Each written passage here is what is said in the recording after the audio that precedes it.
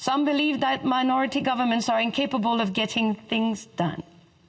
But Canada's history tells us otherwise. The new Liberal minority government faces its first test of confidence, the throne speech. Surrounded by 3 opposition parties that can make or break the government, Trudeau's plan has to appease at least one of them. The speech from the throne is the opening act of a new parliament. Speaking for the government, the Governor-General lays out the government's broad plans for the session. Those plans must pass a vote in the House of Commons. And in this minority government, the Liberals need the support of at least one other party. If not, Canadians could be right back at the polls. It is a mandate to fight climate change, strengthen the middle class, walk the road of reconciliation, keep Canadians safe and healthy, and position Canada for success in an uncertain world. The speech makes it clear the Liberals are willing to reach out across party lines to make progress. And progress means fighting climate change. The government will set a target to achieve net zero emissions by 2050. This goal is ambitious, but necessary. One of the biggest election promises the Liberals made was helping the middle class.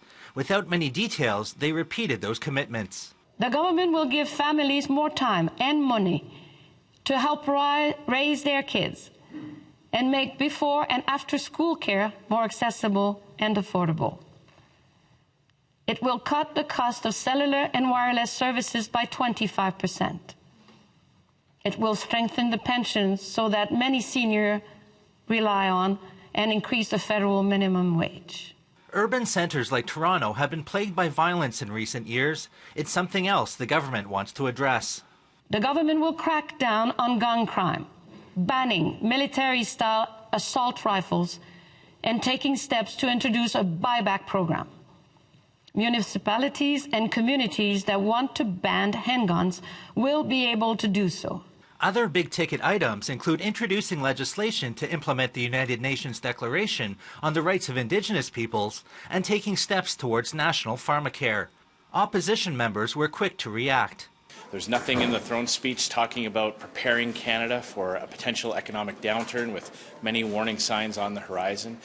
Nothing about our energy workers in Alberta and Saskatchewan. Nothing about our forestry workers in British Columbia. And there's no measure he could take or try to implement about the fight against climate change that would compensate for this irresponsible policy about exploiting and exporting and consuming more and more oil. If the Liberal government thinks that this is good enough to deal with the struggles that people are facing right now, then they are wrong. This is not good enough. The speech will be debated in the House of Commons before it's sent for a vote.